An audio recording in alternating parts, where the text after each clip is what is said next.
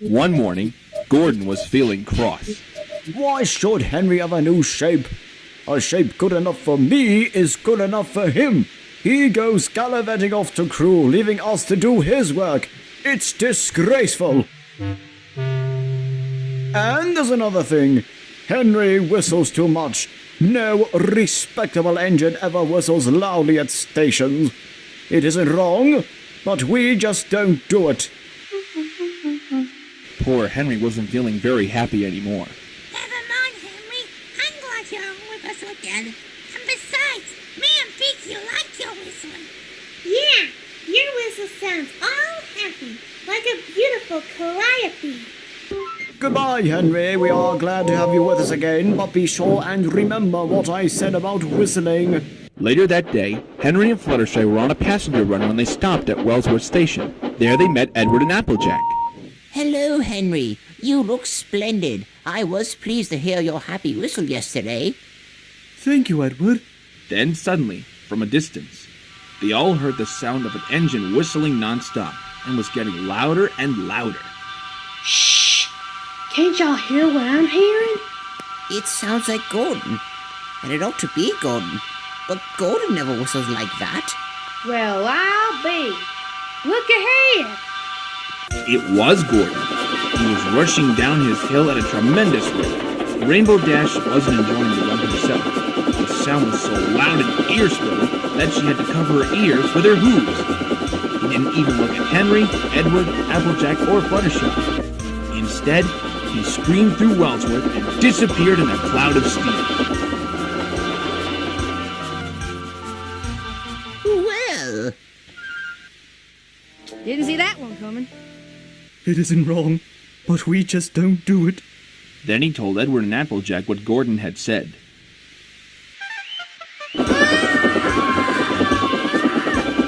it stop! Meanwhile, Gordon screeched along the line.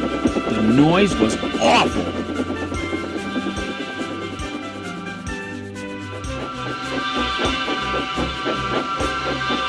At Knapford Station, everyone was covering their ears. Sir Topham had covered his ears as well.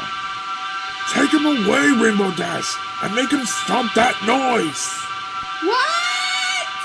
I said to take him away! You want me to bake him away? But he's not even a dessert, and I don't think Peaky would find him appetizing! No, just get him out of the station! His jam whistle is driving us crazy! Oh, why did you say so? Never mind that now! Just get him out of here before I go deaf!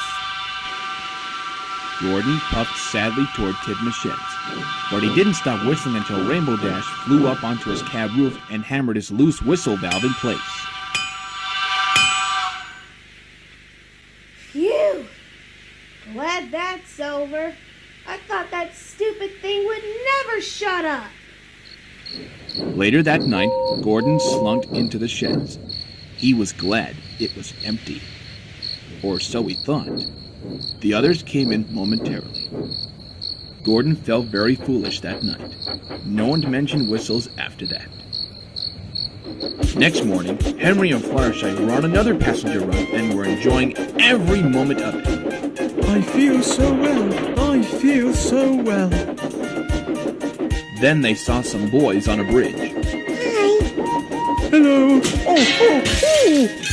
Medic! What's that? Henry, what's wrong? Are you hurt? The boys didn't wave or take his number. They were practical jokers and thought it was fun to drop stones down his funnel instead. They've broken our glass. Those horrible little boys. Oh, the pain. The torment. Oh dear, how awful. The passengers on board weren't really injured, but they were very cross with those boys. call the police. No, wait a minute, everyone. Just leave it to Henry and me. What will you do? Can all of you keep a secret? Yeah. No. Well, then, it may sound silly, but I think it might work. Henry is going to sneeze at those naughty little boys.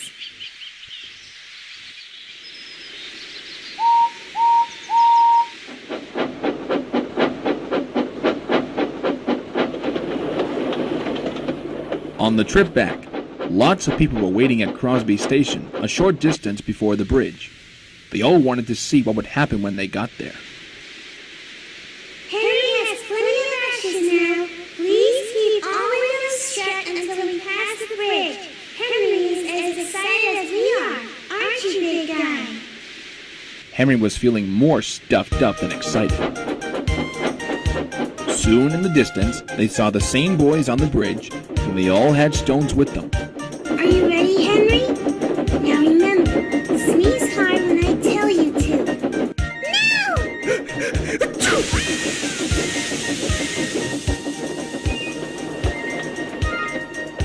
You've done it, Henry! That should teach them not to mess with you. Henry went home feeling proud. He hoped that next time he saw Gordon or those boys, they would have learned not to act like bullies.